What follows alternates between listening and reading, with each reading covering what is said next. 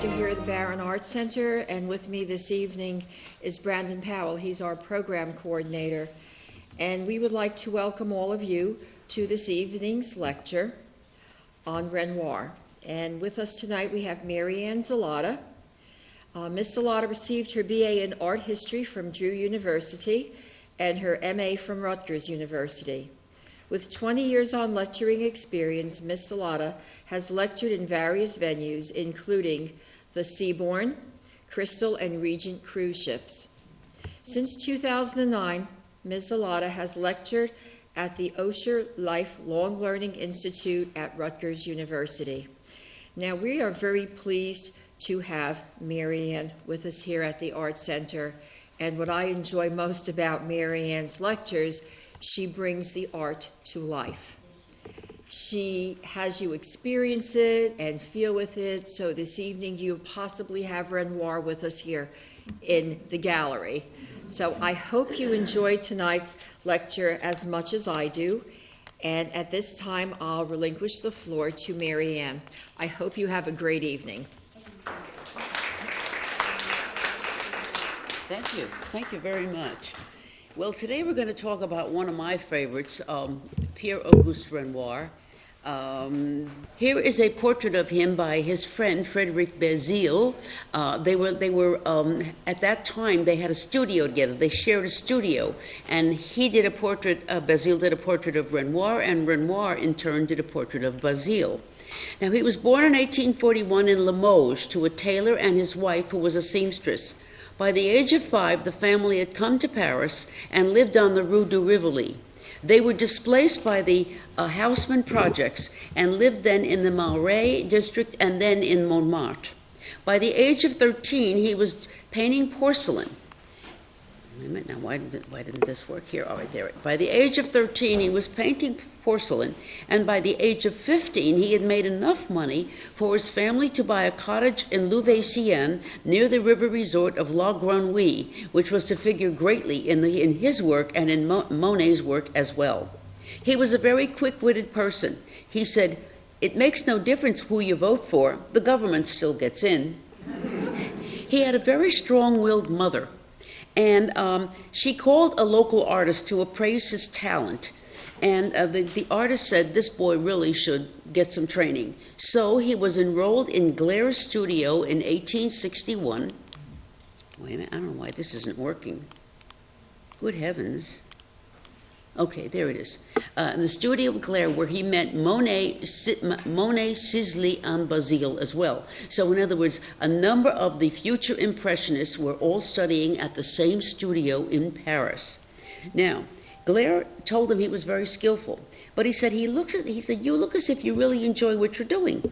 And he says, "Yeah, if I didn't like it, I wouldn't be doing it in the first place." He roomed with Monet to save money. Now, Monet, at the beginning, roomed with Monet, and he and Monet were very, very close, okay? We're going to discuss that later on. Monet owed his tailor a huge sum of money and complained when the tailor asked for payment, saying he would take his custom somewhere else. In 1866, he began sharing a studio with Frederic Bazille. Bazille came from a very wealthy family, and Bazille paid all the bills because he knew that Renoir was very poor. After all, there were 6 children in the family. The family really could not support him. And they had a very, very strong bond. Bazille was in the Franco-Prussian War, and he was killed in the war. He was 29 years old. So there are very, very few works of Bazille extant. Now, when Bazille was killed, his father took a horse and a cart and searched for his body in the fields, wherever there was a battle or a skirmish, until he found his body 2 weeks after the boy had been killed. Now, in 1869, he formed a collaboration with Monet.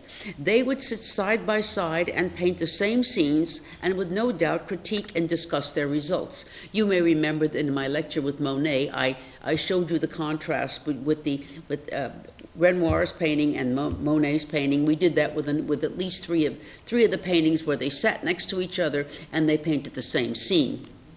Now, in 1870, he was drafted to the Franco-Prussian War, despite the fact that he was a pacifist and he was terrified of gunfire. He was given a job training horses, even though he didn't know anything about them. Well, that's typical of the Army. They always put you in something you don't know anything about. His captain asked him, well, what do you do for a living? And he said, I'm an artist. So the captain, when he found out Renoir was an artist, asked him to take his daughter on as a pupil. So Renoir, through his commanding officer, learned how to ride a horse and became an expert cavalryman, a position usually reserved only for the aristocracy. Now, in 1875, he met a publisher, the publisher of Émile Zola's works, named Georges Charpentier, who had noticed one of his works in the window, in the window of a art shop. He lived with his family in a very fashionable new apartment in the result of houseman's labors. He and his wife liked Renoir and invited him to their soirees, and later, and within a year, he did many commissions for them, including the very famous Madame Charpentier and her children painting, which we have in the Metropolitan Museum. Fortunately, you can go see it in New York. By this time, he had sold works to Victor Xocai, Gustave Caillebotte, who was an Impressionist and a very good friend of Renoir, and the French diplomat Paul Villard, for whom he did a series of family portraits. You will see these today, okay? This gave him the means to start another project, and the project was the 1876 project in Montmartre, with a series of works of working-class people enjoying themselves. He found lodging in a small hotel on the Rue Courteau that had a long corridor, long enough to house his canvases, because one of the canvases was extremely large, and after he worked it, he'd had to store it somewhere in order for the paint to dry. Now, the Moulin de la Galette, the swing, and the garden of the Rue Courteau are the results of the summer's work. Each of them is a masterpiece. In 1880, he met a charming Montmartre seamstress. She was a sewer, just like his mother, named Irene Chan. She was 19, he was 39. He had never married, okay? But when he saw her, well, that was it. They began living together. Their first son was born in 1885. His name was Pierre, and they married in 1890. In 1894, their second son, Jean, was born, and he was the famous French film director. Now, a few months ago, the Barnes Museum mounted a show on Pierre-Auguste Renoir and his influence upon his son, Jean Renoir, in his films. So it was really interesting to see film clips and whatnot and costumes from the various films. It was tremendously interesting. And they also had many paintings there that I had never seen before. Okay, now, they had another son, Claude, in 1901, when Renoir was already 60 years old.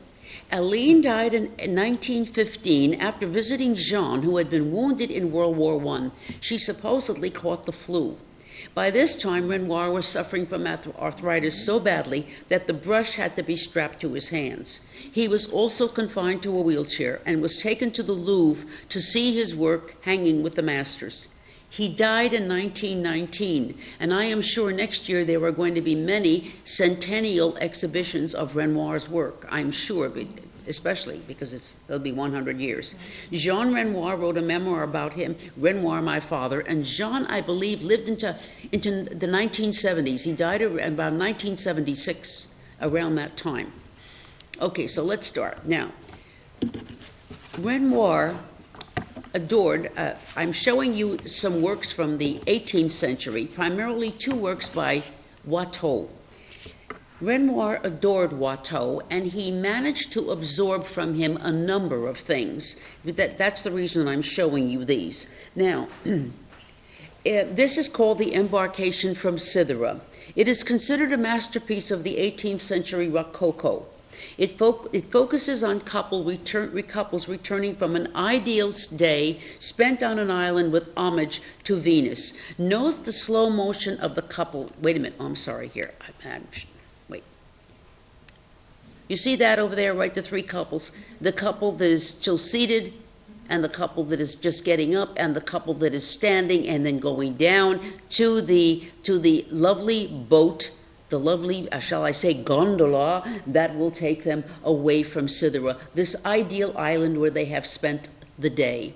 Now, Renoir was very interested in the compositions of Watteau, and Watteau would group his figures together in small clusters, and we are going to see this with Renoir as well. Now let's look at this next one, Les Plaisirs du Bal. And here are couples. This is a typical of the fête champêtre. In other words, a celebration in the woods or a celebration in the country. A genre also popularized by Watteau in the early years of the 18th century. There was a resurgence of interest in Rococo art in the 19th century. Notice that the figures are very small and doll-like. The colors are of a pastel coloration. And they are in a charming setting. This is an ideal world where there are no problems or intrusions of everyday life. Note the grouping of the figures, as I said, and also the theme of dancing. Renoir was to pick up on this, and we are going to look at some of his pictures of couples dancing. Now, we're going to start with the Parisian scenes of Renoir. This is an early one called Les Ponts des Arts. Les Ponts des Arts is one of the bridges that crosses the Seine in Paris.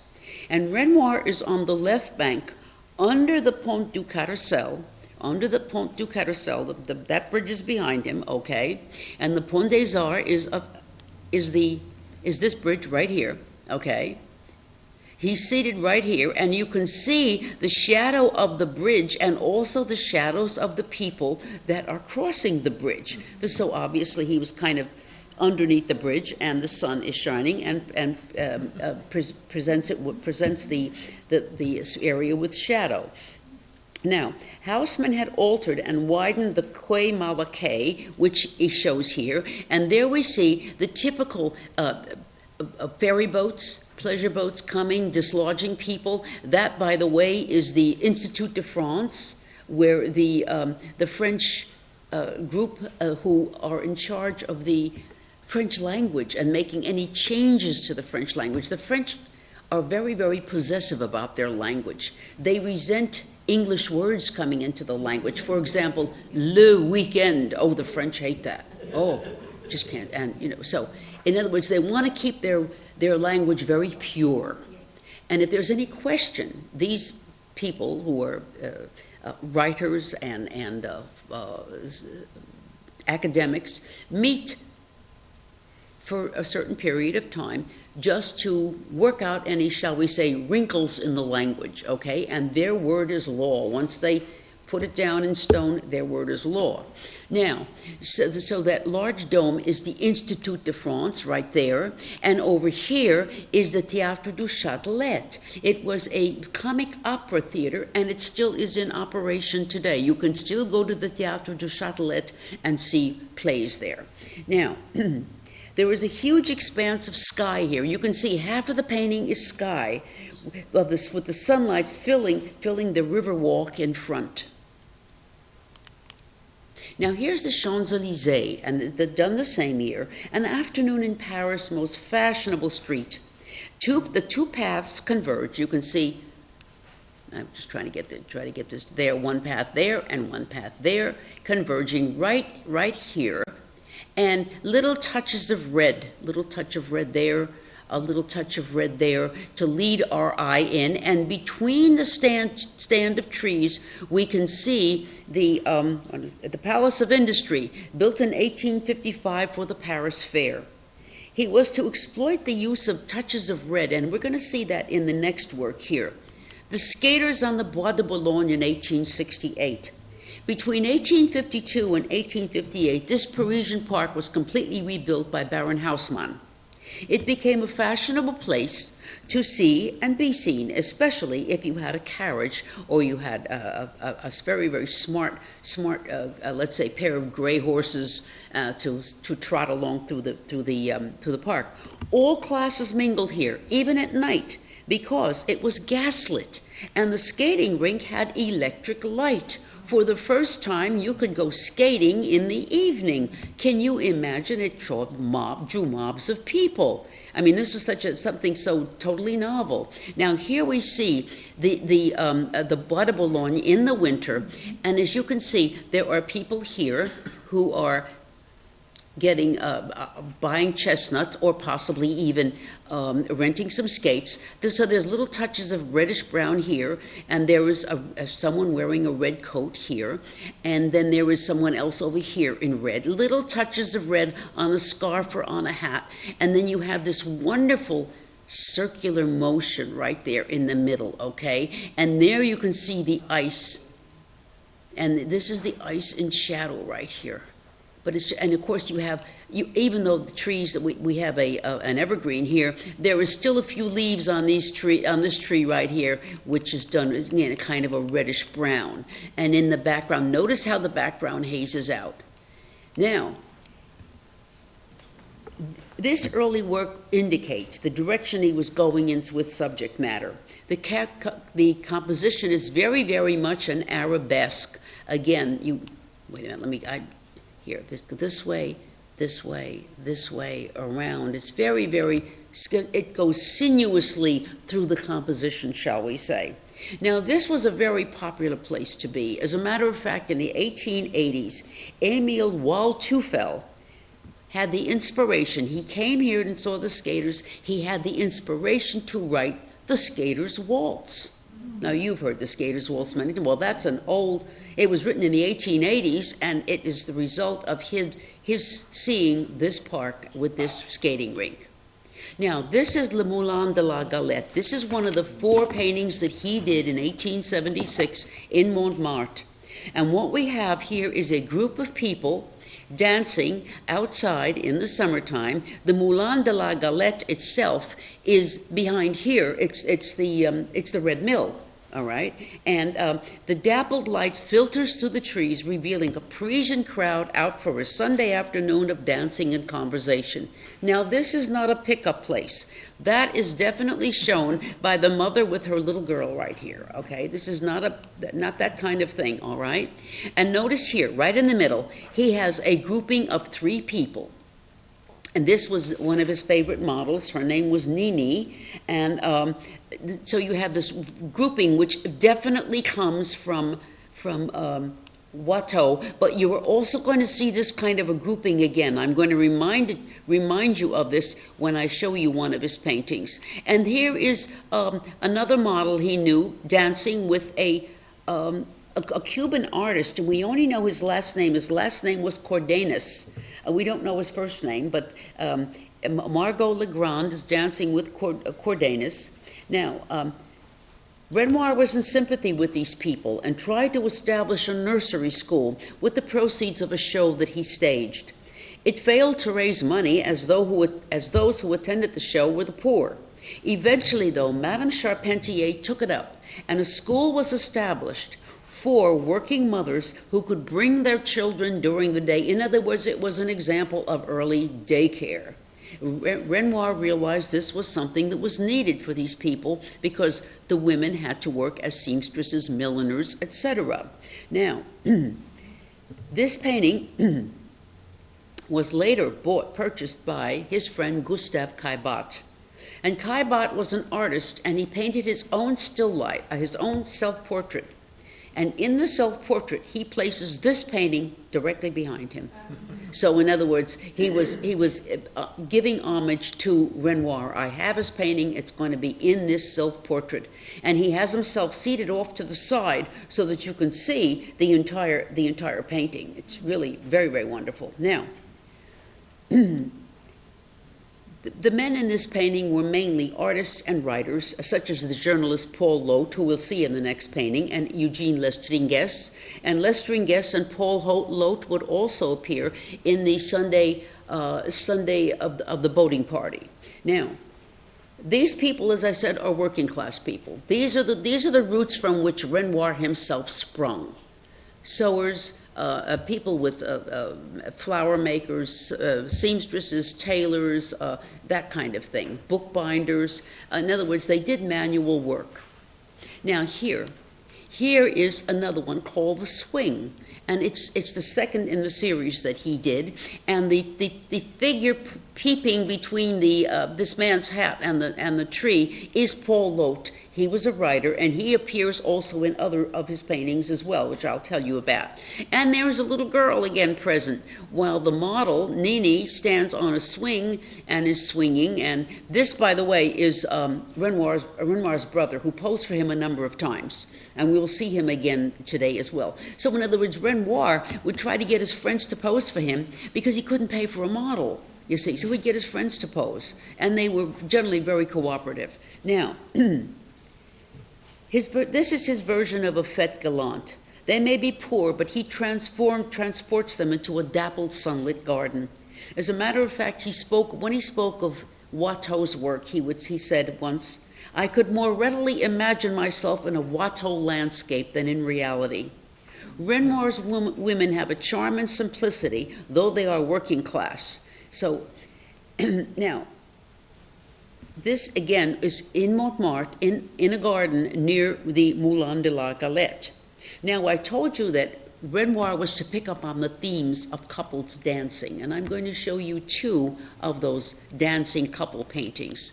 The first one is called Dance in the Country, and the lady wearing the red hat is Irene Chan, Renoir's future wife, and she is dancing with Paul Lotte, the writer and friend of Renoir. They dance on a terrace, and the gold gloves and the fan draw our eyes to the couple's faces. There's a straw hat on the ground. Such props casually placed indicate realism and can also indicate a transitory moment. Paul didn't lose his hat. Somebody else did, okay? And it's just lying there waiting to be retrieved. Now, in contrast to Dance in the Country, now, which is a charming one with Irene Chan, they had just met a year or two before, and he had done the luncheon of the boating party in 1881, so this was a little bit after that, and she's wearing a typical flower-sprigged summer dress in a light cotton. But this is the contrast to that. Dance in the Country. And this is now I'm showing you this. This is a drawing, a preparatory drawing that he did. And as you can see, there have been slight changes with the faces, the placement of the heads, a little bit of a change there. Okay, and he's obviously was sketching some additional angles of the head on the side, as you can see, and of course he put in the design of her dress. Now, the contrast to this one, Dance in the Country, is Dance in the City. Same year, 1883. This one is in the Musée d'Orsay in Paris, all right? And these are very large paintings, by the way. They're life-size, okay? Now, in contrast, Renoir paints a couple at an elegant ball. The figures wear gloves. Both the man and the woman wear gloves. It was de rigueur at that time. Now remember, in Little Women, where there's one pair of gloves and one pair with lemonade on it. Joe's gloves have lemonade, and Meg's gloves are nice and clean. So Meg says, "Listen, we can't go without gloves. I'll give you one of my good ones, and you give me one of the ones with the lemonade. So at least we have one nice glove." So it was de rigueur to wear gloves, and they had to be kid gloves. They could not be cotton. They were kid gloves, and the ladies wore long gloves, but the gentlemen wore hand gloves. And of course, this way, the gentlemen, when they were dancing with the ladies, if their hands perspired, they wouldn't ruin the ladies' dresses, which were silk and satin and whatnot.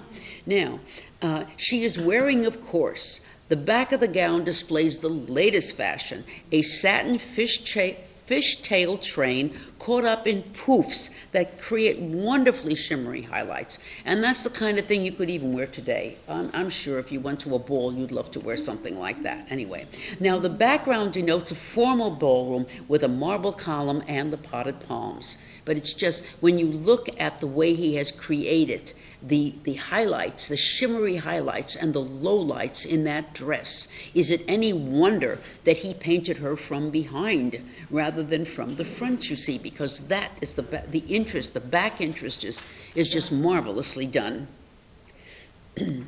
Now here is another one. Now this also, his models were Nini Lopez, and also that's Edmond Renoir, one of his brothers. Edmond Renoir was in the swing, but you only saw his back. Now you're looking at him from the front, all right? Now, the Impressionists were interested in the theme of the theater. This is an urban theme. We're going to see it. We saw it. We will see it with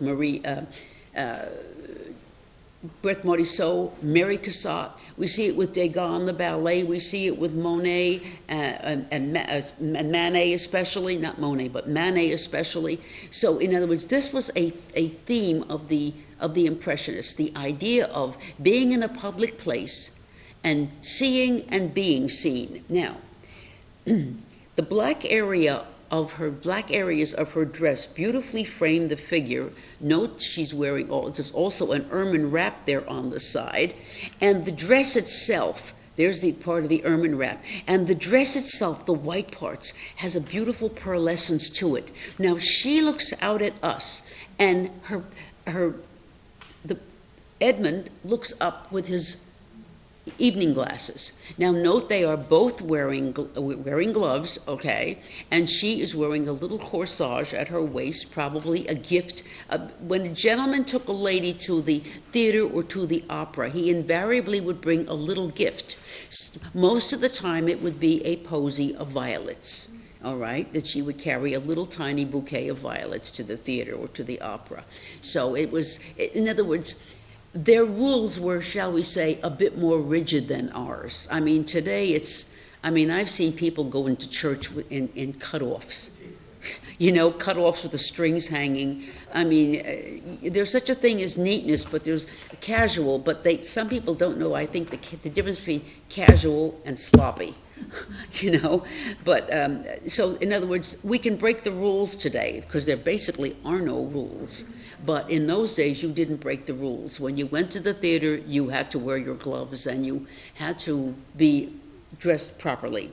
Now, this is a work of great charm. The painting itself, when you see it in real life, it's very, very opulently painted. It's very lushly painted.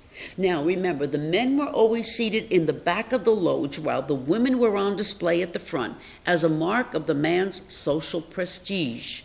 Just as if a young girl went to the theater, young girls generally did not wear jewelry at all. They would wear, let's say, a black ribbon around their neck. That was it. A woman didn't actually wear jewelry as per se until she married and her husband brought her the jewelry. So in other words, to display his wealth, he bought her the necklace with the matching earrings and whatnot. So in other words, again, a young girl, an unmarried girl, really might wear a very simple chain with a cross. Otherwise, a young unmarried woman would not wear elaborate jewelry at all.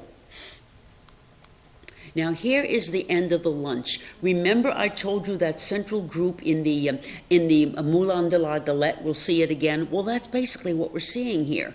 We're seeing the figure of the seated figure of the woman, the standing figure, and again his brother. Now the three of them form a pyramidal composition. Ellen Andre, another model, and she also was an actress, is with a liqueur glass as Renoir's brother lights a cigarette. The standing woman unites the two figures. This was done at the Cabinet d'Olivier, a Montmartre restaurant. Notice the still life and the reflection of the glassware. We are going to see this again. We are going to see a wonderful still life. Here it is. Notice she's cut off one of the bottles, and there the figure of his brother has been cut off. Now this comes from the Impressionist study of photography. They were fascinated by the kind of compositions that photographers would catch with their cameras. That sometimes something was cut off, and so they engage this and put this into their paintings. Notice that the top of her hat is cut off. There's 3 cut-offs there, you see. Now, it's very, very closely cropped too. It's a close-up, all right? It recreates the man-woman relationship. He liked to emphasize in his art, unlike Manet, who suggested the truths of urban life. Renoir was very, very much interested in the man-woman relationship. Now the next one is this one called the umbrellas. And if you look at this, this is from oh my goodness, I have here 1877. No, he may have begun this, wait a minute, I know what it was. He began this in the 1880s, around 1880, and he finished it a few years later. Now, let's look at this one first. You see the looseness of the brushstroke, the pearlescence, look at the brushstrokes behind the figures. They're obviously seated in a garden, but you see just little dabs of paint suggesting the flowers. Here, things have changed a little bit.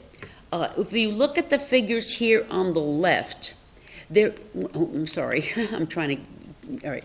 If you look at the figures here on the left, they seem to have more solidity to them than the figures here on the right. And what unites these figures are all these umbrellas. Again, it is raining, and the figures are all united by the umbrellas.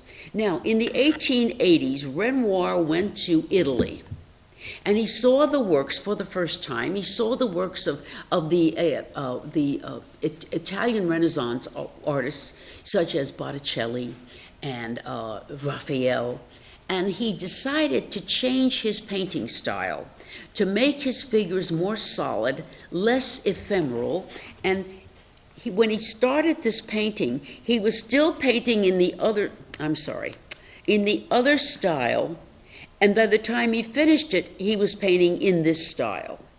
But he became, after about 2 years, he became disillusioned with it. Maybe he felt uncomfortable. Maybe he felt it wasn't really expressing himself. And he wrote to his dealer, "I have returned again to my old style, never to abandon it again." So you will see that Renoir went through two different.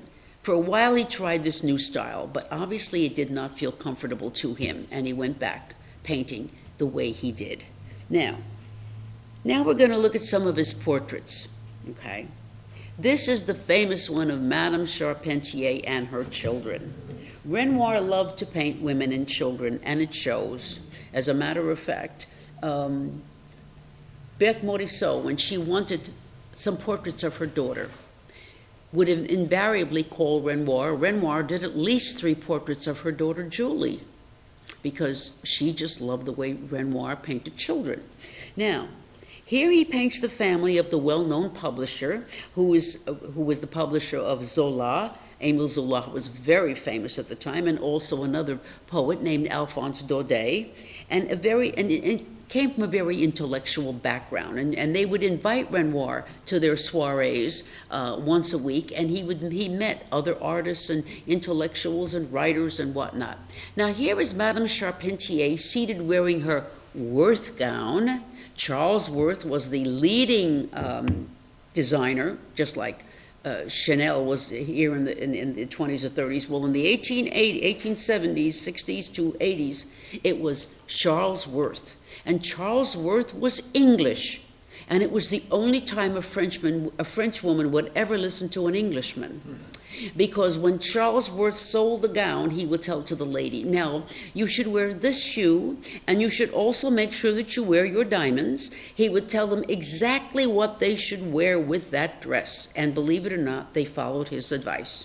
Charles Worth was very famous. The house managed to survive until, I believe, 1926. The only thing that's left of the Charles Worth name, of course, is the perfume Je Reviens, which was developed in the First World War, and Je Reviens means "I will return." So, in other words, a gentleman might give it to his fiancée or woman he loved with the idea that "I will return from the war." So a few years after the war, the House of Worth was dissolved. Now, she is sitting there with her daughter, who was seated on the family Saint Bernard. Well, naturally, if you do a family portrait, if you have a dog or a cat, invariably you put the dog or the cat in the picture. And the other little child that's seated directly next to her is not a girl, that is their son Paul. In other words, it was fashionable to dress little boys in dresses until they reach about the age of 4 or 5. And 5 years old, maybe 6, that's when they would put them in short pants. But up until then, they were dressed as little girls. And you can see he doesn't even have a haircut, okay? And there is Madame Charpentier embraces the children. She embraces the boy, and there is basically almost a complete circle from...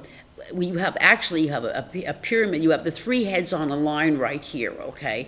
And then Madame Charpentier's dress with the train, notice it's cut off at the edge, okay? Again, the influence of photography. And this was their home, obviously beautifully painted. It was very fashionable to have peacocks painted on the wall, or a tapestry of peacocks, and so there are the peacocks on the wall. And their apartment was one of the houseman apartments, and notice that there was a table at the far right, and also with the still life on it, and that also is cut off. It's, again, one of the most famous paintings Renoir did, and we are so lucky to have it. Every time you go to the Metropolitan, there's always a mob in front of it. There is never a time when there isn't a mob in front of that painting. Okay. The next. This is Madame Monet and her son Jean. Now, there's a story behind this. Renoir arrived at Monet's house one Sunday afternoon in Argenteuil. Manet was already there painting a picture of Madame Monet and Jean in the garden. So when Renoir arrived there, he borrowed some paint and canvas from Monet, and he began painting his version of the scene that Manet was painting. Now Manet asked Monet, "Who's your friend? He doesn't have any talent, you know."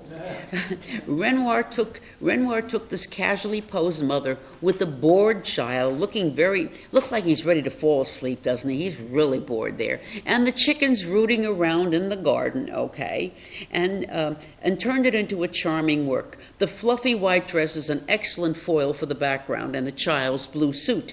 Afterward, both of these works were presented to the Monets. So this is Renoir's work that he gave to Monet, and this is Manet's work. Manet's work that he gave to Monet. Same scene, but there is Monet in the distance doing his gardening. Monet loved to garden. How many of you have been to Giverny? Okay, a few of you have, so you know what his gardens look like. Okay, so he was an inveterate gardener, loved it, and even in this early painting from the what year now? 1874. Before he ever even went to Giverny, he was still just starting to make a living. And by the way, this watering can here is the way they looked in the 19th century. I recently went to a show at the Met, and there was a display of antique watering cans, and one of them looked exactly like this. And of course, there were the chickens rooting around, and there is the garden, and so. Now, here is a portrait of Victor Xocai. Xocai was a friend of Renoir and also a collector of Renoir and Impressionist works as well. He was a tax collector with a modest private income and was a patron and friend of Renoir.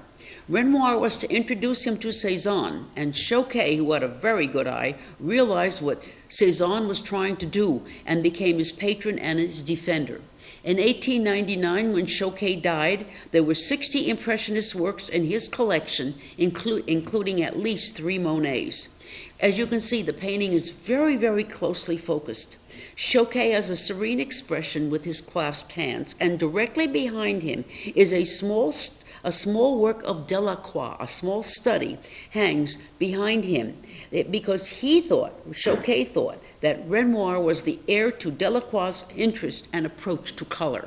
Now, interestingly enough, a show has just opened at the Metropolitan about Delacroix, And it's quite a large show and had a marvelous review in the Times. And I believe it's going to be on through January, so you will have a good chance to go to the Metropolitan and see the works of Eugène Delacroix.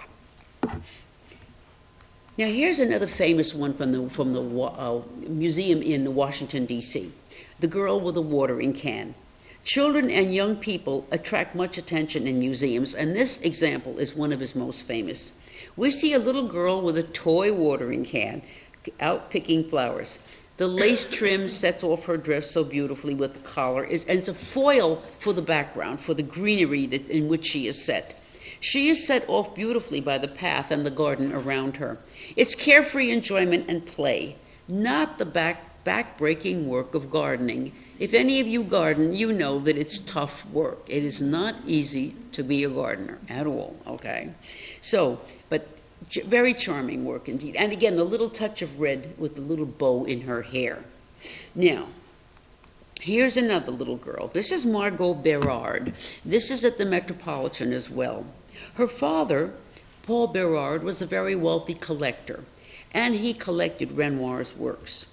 When he saw Madame Charpentier at the Salon of 1879, he invited Renoir to his home that summer at Wargemont, outside of Paris, to paint his wife and children.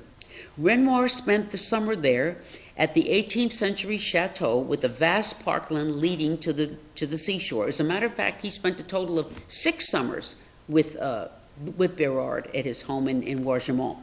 He painted Margot, who had been crying because she had displeased her German tutor because she didn't know her lesson that day. Poor kid. They were teaching her German around the age of 8. Oh, poor kid. All right. Anyway, Renoir told her, "Stop crying," he said, "and I'll paint your picture." And that's exactly what he did. And as a matter of fact, you can still see, when you see the real painting, you don't see it here, but when you see the painting, you'll see little tears coming out of her eyes. He said, "Stop crying, I'll paint your picture." That's exactly what he did. And that was, he could make a kid do anything. Now here's another, which I think is just so darling. This is the Berard Children's from 1881. This is a group portrait of the 4 Berard children, showing that at various times at childish activities. Margot is shown full face right there, that's Margot, and also in profile. I think it would be here and there as well. This is another one of the daughters. That's not Margot, okay? Then here is the son, and here is the baby. The baby is sleeping, and there is the baby awake. So this is an oil painting, despite the fact that it looks hastily done. It looks almost like a pastel, but it is an oil painting. Notice that here at the bottom, it looks, here at the bottom, it looks very, very unfinished, does it not? Yes. And even her dress there is done rather sketchily, in a rather sketchy manner, okay? And we see the baby in 2 slightly different poses sleeping. So I suppose he wanted to catch them in different ways and in different moods, because this way the parents would have a record of what their children looked like when they were young. When the baby was up, the baby was sleeping, so it was it's just a lovely record of childhood. Now, he wanted to create portraits catching the moments in a child's day. All right, now we're going to look at another painting, which is really interesting. This is Irene Chan d'Anvers. In 1880, Renoir needed money because he wanted to do the painting of the luncheon of the boating party. He had this in his mind. But of course, he needed money to get a very large canvas and get the necessary materials and whatnot, and try to persuade the restaurant to let him paint on the balcony. So Renoir was friendly with a man named Charles Ephrussi. Ephrussi was a very wealthy man who also was the owner and the writer of the Gazette des Beaux-Arts, the Beaux-Arts Gazette, which is still published in France even today.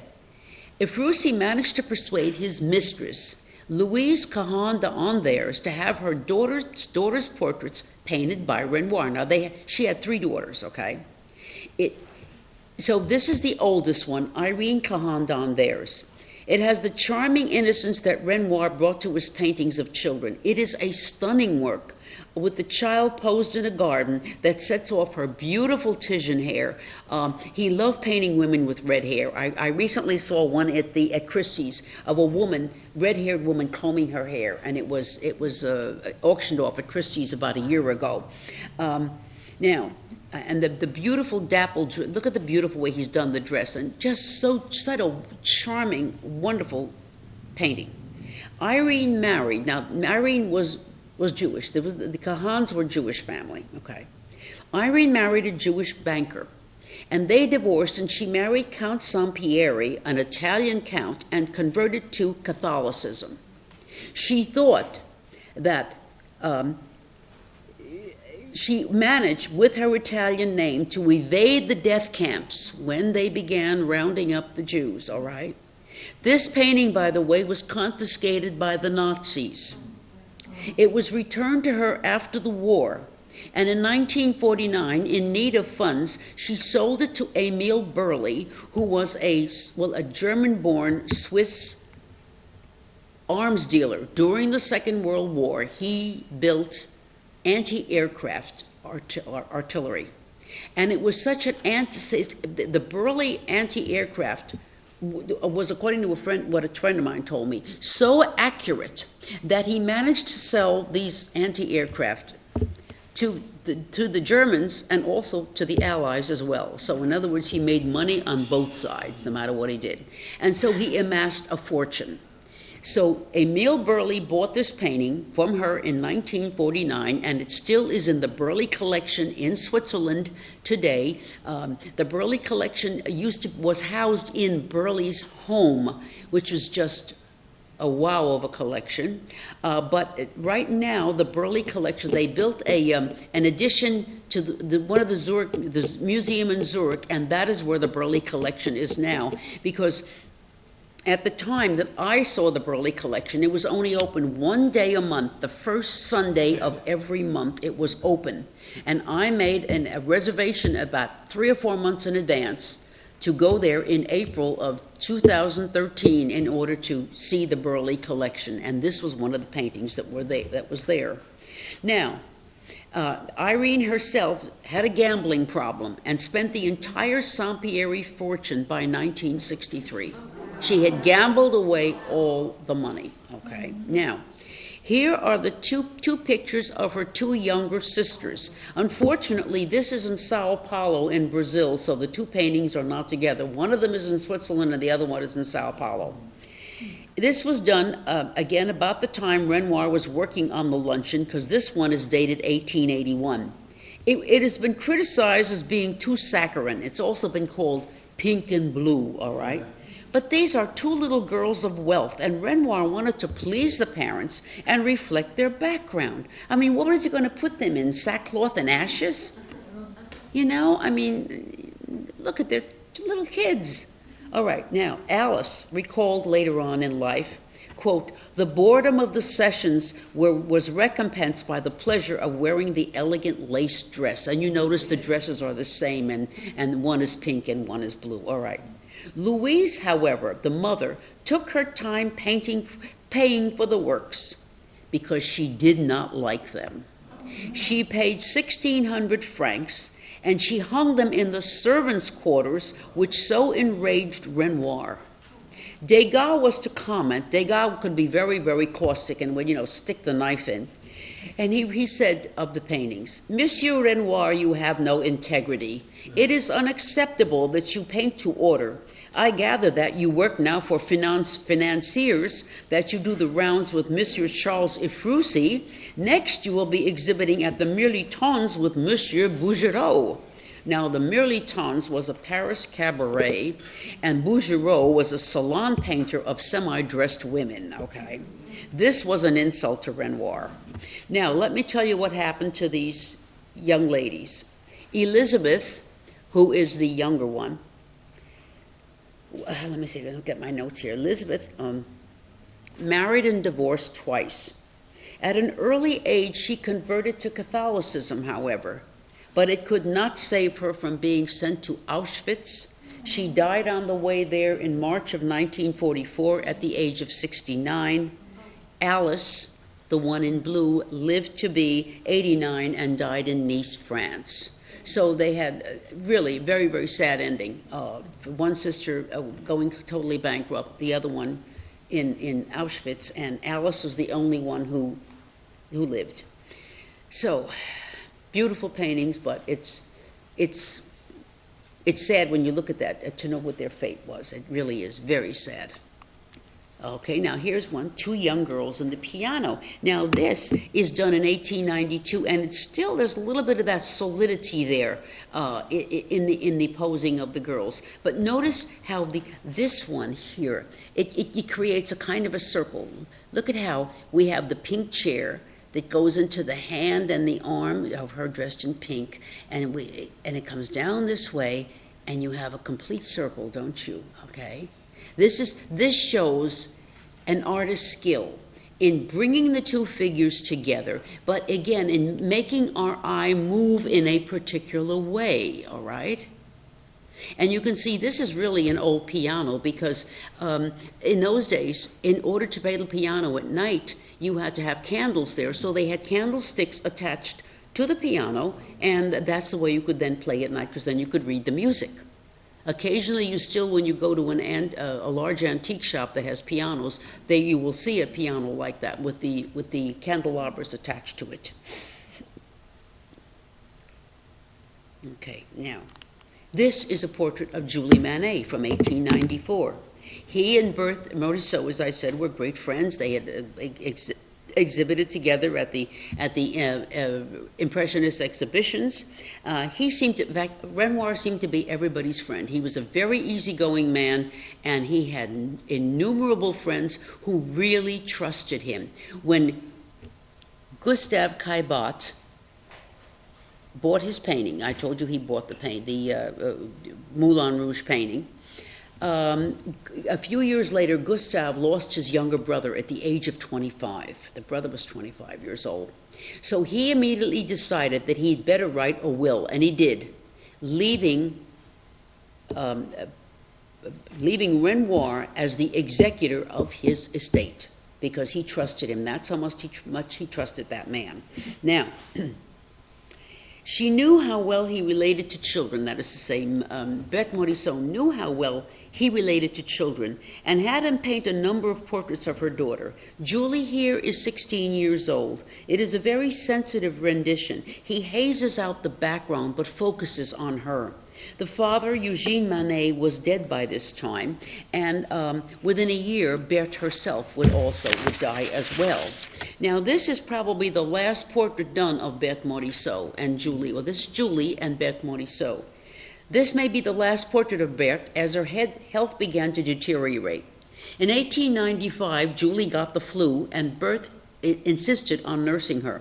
She herself came down of congested heart failure and died in March of 1895. So this is probably the last portrait that was done of her. We can see that she has aged considerably. Her hair has after Eugene died, her hair turned white overnight.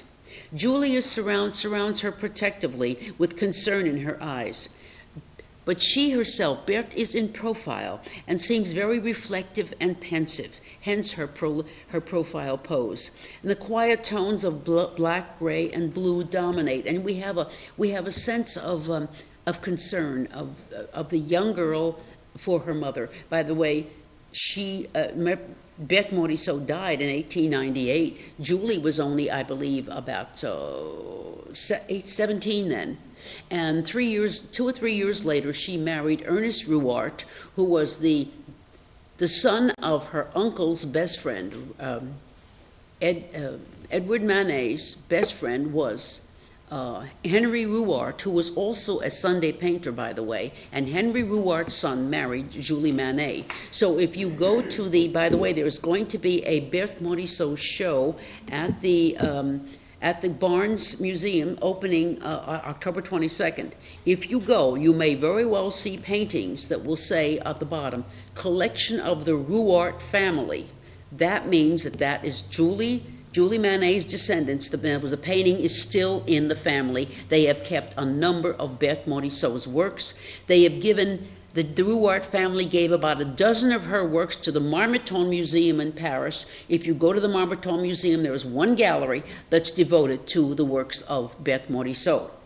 Okay, now, the last one I'm going to show you, well, the last portrait I'm going to show you here is Ambrose Villard.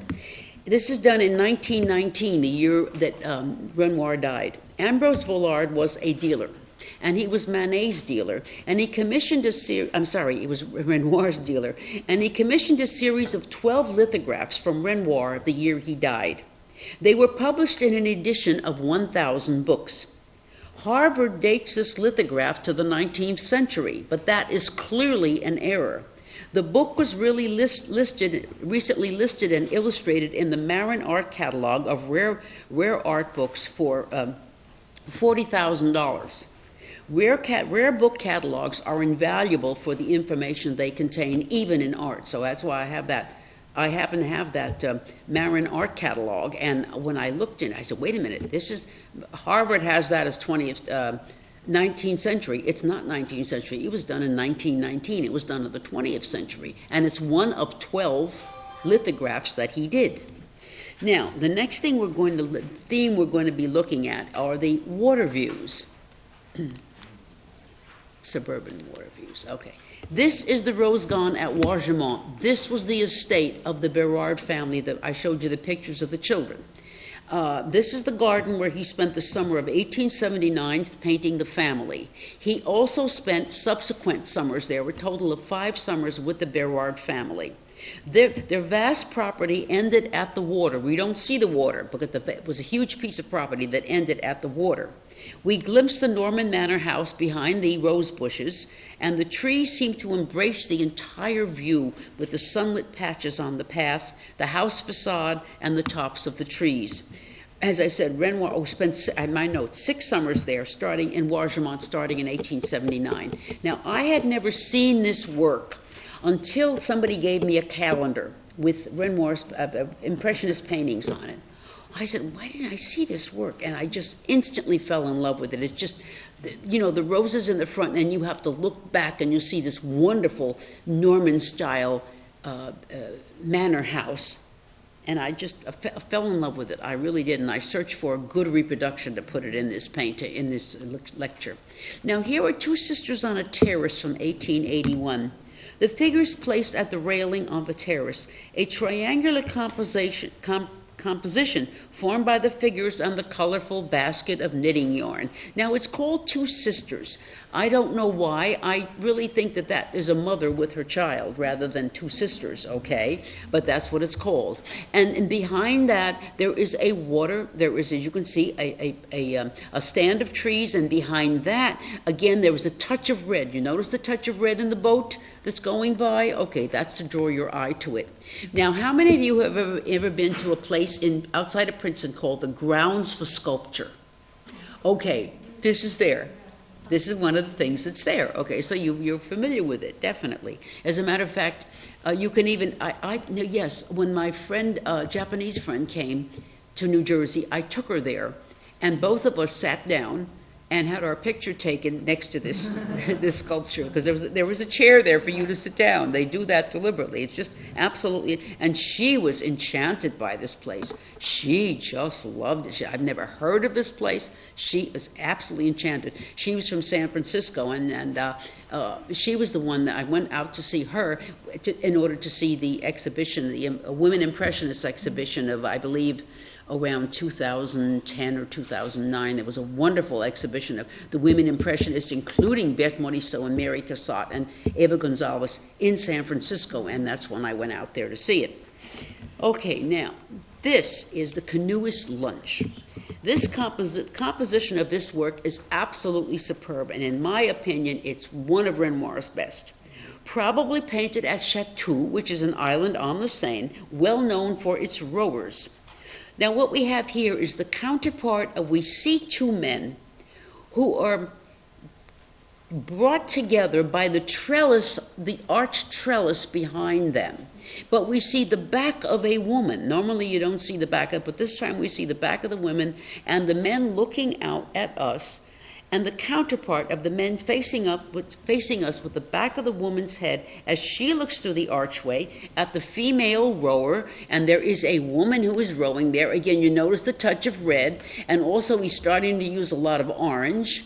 Now, this was considered a woman's rowing costume, because some women did enjoy boating like that. And there is also another scull with a few rowers going by directly behind her, and she is coming. And notice how this boat points in directly at the woman's head. You see, again, another compositional device to make it all work.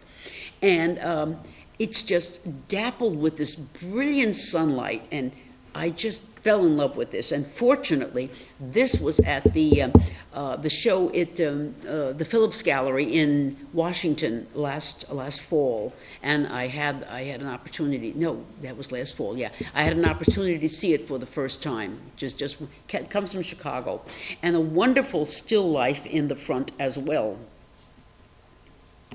Let me see what else I want to say. There is the palette has changed.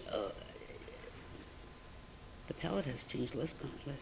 Oh, there is a wonderful contrast of light and shadowing as well, and there is a harmony of colors: orange with blue, and the secondary red and green. Now I'm going to show you a close-up of the little.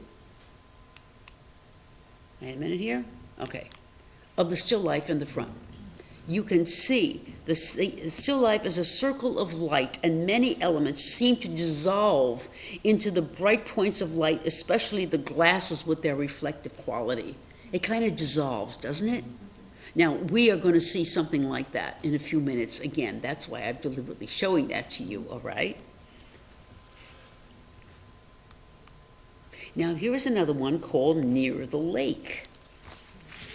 In 1880. Now again, the water, again, is the backdrop with heavy shade trees and trailing branches casting shadows on the two figures. The father has stopped for a smoke, and the little girl stands next to him. And again, the use of a railing. You see that a lot with Manet, you see it with Renoir, you see it with Caillebotte. Maybe, hopefully one day I might do a lecture on Caillebotte here, and the use of the railing and looking out upon a scene, you see, and taking in not only the two viewers, but what the viewer is seeing on the opposite side of the railing.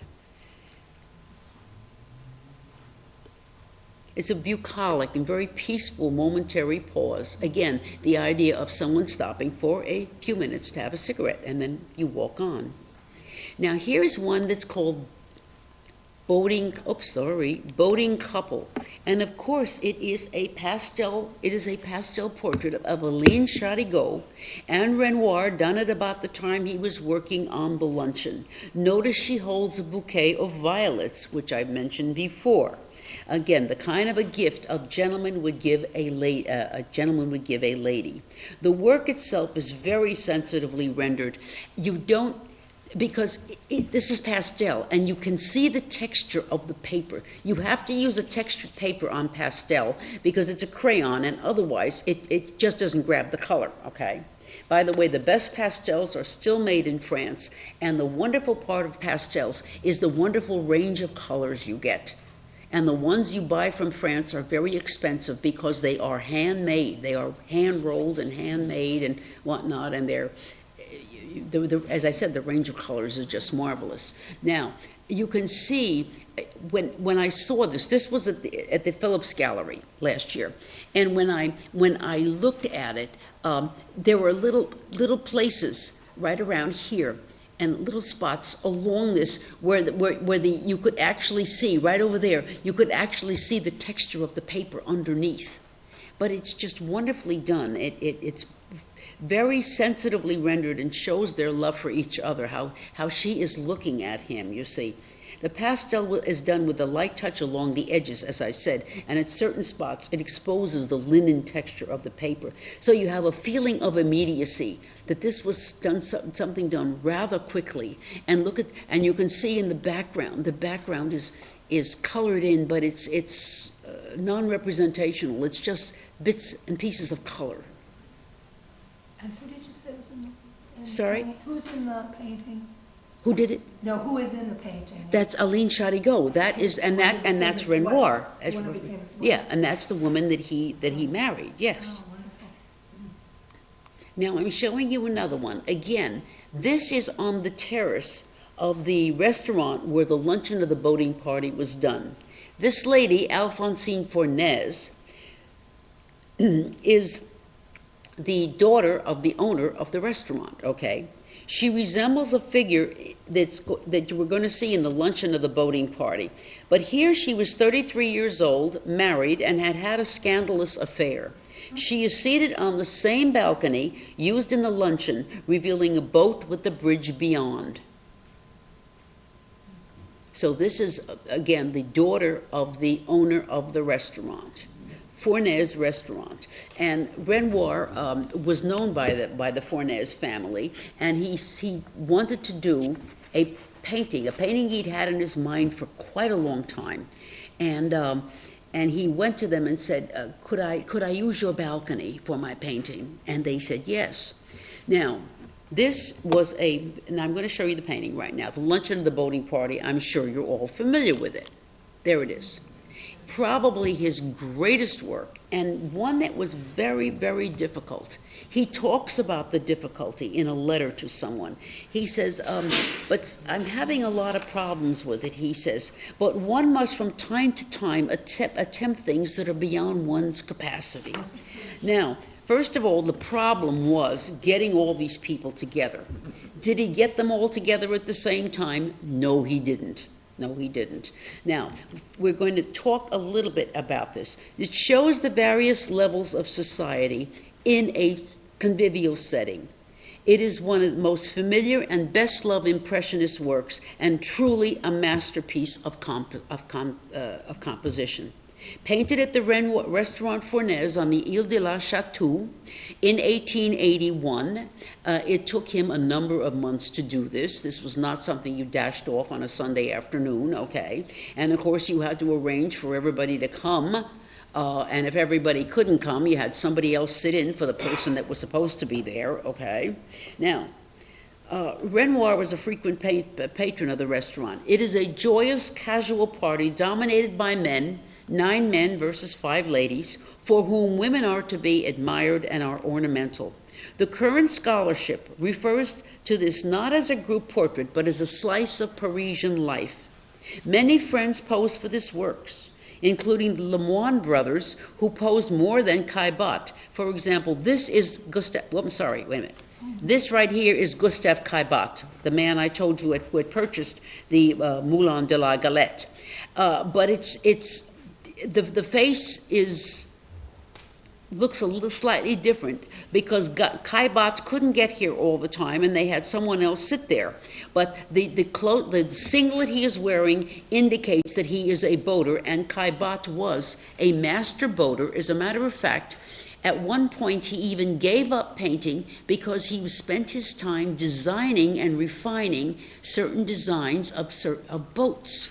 So, and he had a workshop where he would work and design and then have these boats built. So he was a very wealthy man to begin with, so he could put aside the painting. He didn't have to worry about selling the works that he painted, but he could put it aside and he could pursue something else for a while. Now, see, the portrait of Caillebotte here in the front, this is, I'm sorry, wait a minute, wait, oh gosh, I keep on pressing the wrong button on this, I'm sorry.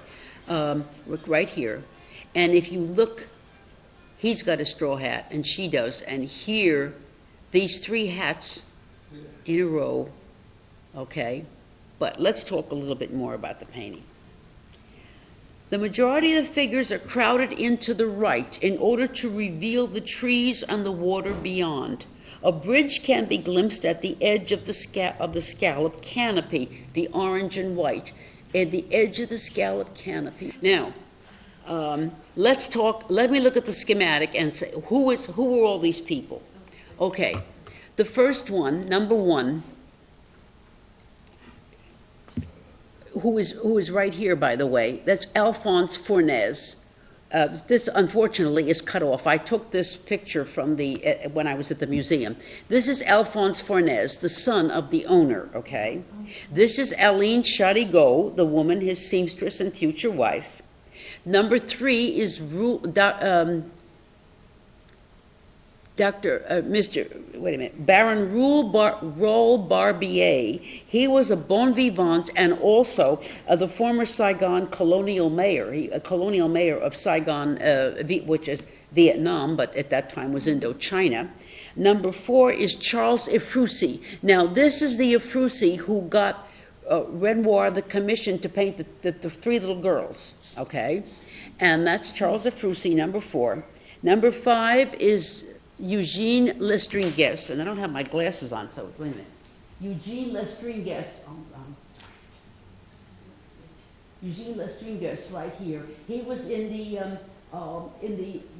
Moulin Rouge, Moulin de la Galette picture, okay, and another friend. He was a writer, friend of Renoir's. And he also worked for the Interior Ministry as well. Number six is Paul Lotte. Number six is Paul Lotte, which we've seen before. Now, where's number six? There it is. Oh. There is Paul Lotte right there, okay. And he also went on a trip to the Holy Land and was quite an explorer and went for a couple of months to the Holy Land. All right, number seven right here is Maggiolo. His name was Adrian Maggiolo. He was a writer and critic. And notice again, we have that same compositional device of two people together and someone leaning over them. So creating three figures together. So he repeats that in his paintings. Now, number eight, the boater here is Gustave Caillebotte, right here, okay. Number nine, right there, is Angèle or Ellen André, both actresses. We are not sure if it's Angèle or Ellen André, okay? And then number 10, now this is a lady that's drinking, has a glass to her mouth. This may be Ellen André or Angèle. In other words, we're not sure. We know these two gals were in there, but we're not sure if it's this one or that one, all right? Number 9 or number 10. All right. Number 11 is Alphonse Fornez or possibly Angèle, because Alphonse Fornez, by this point right here, was in her 30s, but in this picture, she really looks like a teenager. She really does. And so that could also have been Angèle as well. In number 12 is Jules Laforge, a writer and Ephrussi secretary, right here, number 12. He was his secretary, all right? And number 13, Georges Rivière is right in here. You see that little profile right there? Yeah. That is another one of Renoir's friends who posed for him a number of times. His name was Georges Rivière. He was a government employer and also a writer of cultural publications. And in his review of this painting, he says, quote, "Noise, laughter, movement, sunshine, in an atmosphere of youth. Never has he been more inspired. It is a page of history." And that's a very apropos description of it. Now, let me go back to the painting itself. It is said that Baron Barbier arranged for everyone to get together. It must have been quite a problem of logistics. It was a challenging work with numerous sittings, and I've told you he made many changes to the composition and had problems with the composition, and he really had mentioned in a letter that you have to do something that's beyond your capacity, you know. Now, The still life in the front is influenced by the Dutch works. The arrangement of the bottles reminds one of the still life in the Barret of Manet's Barret, the Folies Bergère, which was done about the same time as the painting, 1880 to 1881. The subtle color modifications tie the composition together. For example, you see here in a straw hat with a blue band on it. You have another straw hat there with a blue band. Then above you have the tying everybody together is the canopy. The canopy, there's the striped orange and gold canopy. She stands between the two supports for the canopy, and she is the direct middle of the painting from the tip of the table, the edge of the table right here. You can trace it all the way up through Alphonsine Fornés right to the very top. That is the exact center of the painting, okay? And again, the figures are crowded toward the right-hand side in order to reveal the railing and the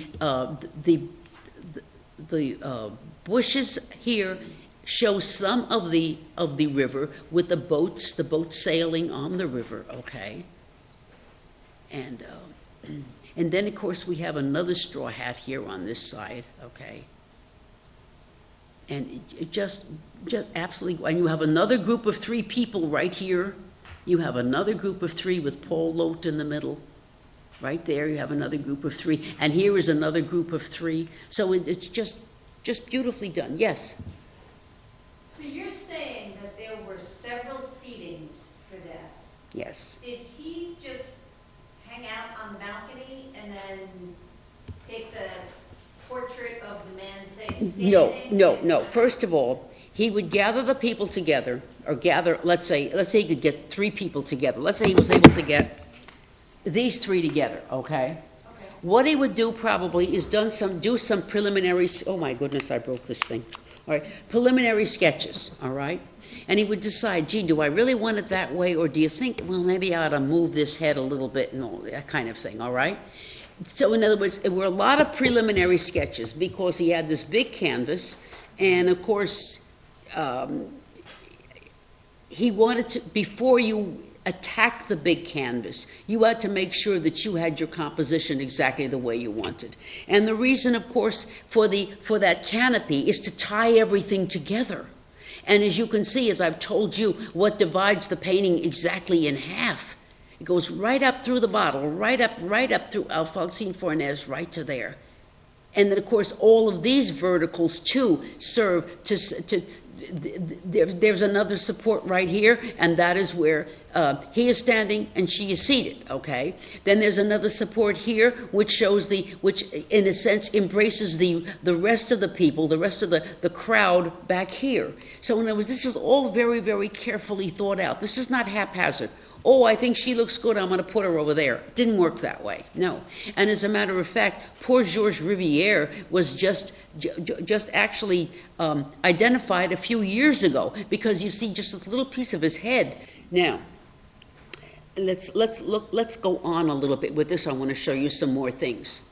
Now, as I said, I was fortunate enough to see this painting at the Phillips Gallery in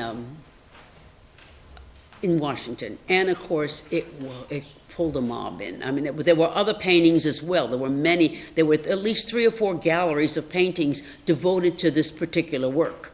Now, I took a close-up of Irene Chan with the little dog.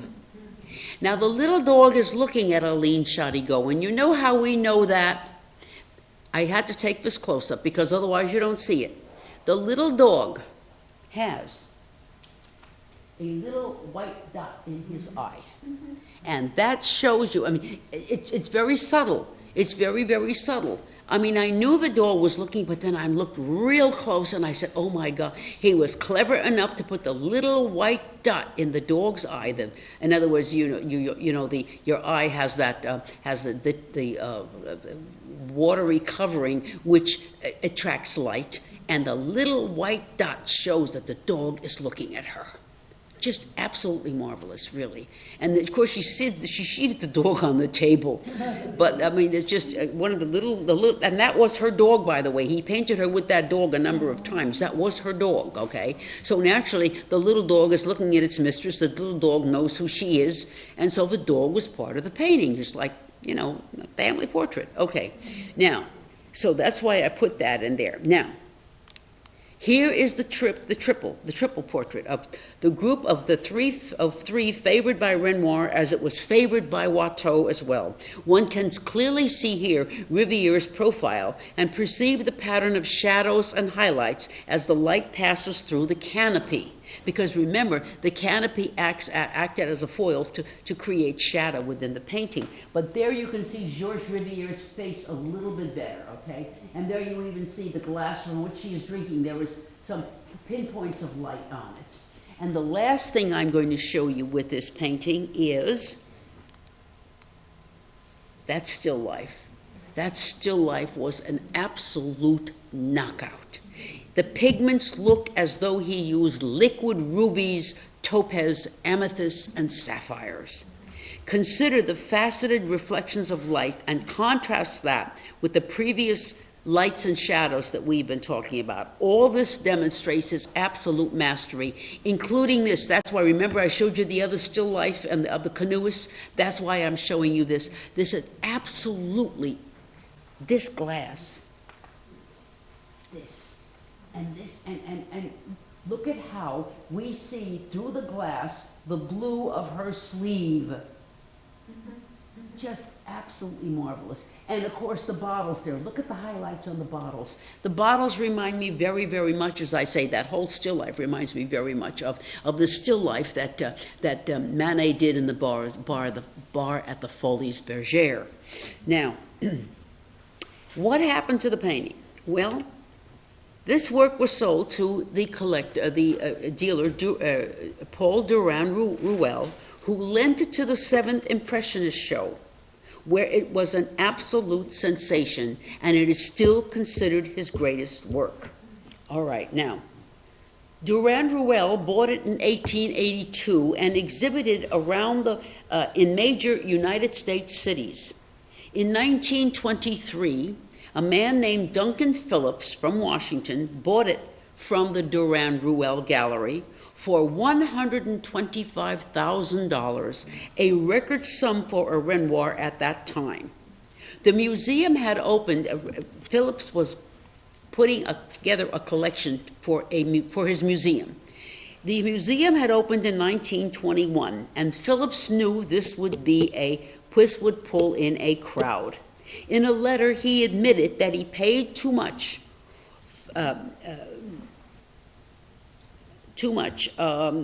for it. But its fame, he wrote it to someone in a letter, its fame is tremendous. People will travel thousands of miles to our house to see it. And he was absolutely right. And $125,000 today? I mean, worth millions. Of course, the French hate it that we have such a wonderful collection of Impressionists. As I've told you, when the French collectors came, the dealers came here and showed their Impressionist works in New York, the Americans embraced Impressionism far more easily than the French did. That's the reason why so many wonderful French Impressionist paintings are here and not in Paris, such as the Madame Charpentier and this one, and a number of Manet's works and whatnot, and all of the Impressionists. We have a wonderful collection here in this country, and we can thank the early American collectors for that. And Duncan Phillips had enough sense of this painting and the future of his museum, and the idea that he said thousands of people will come.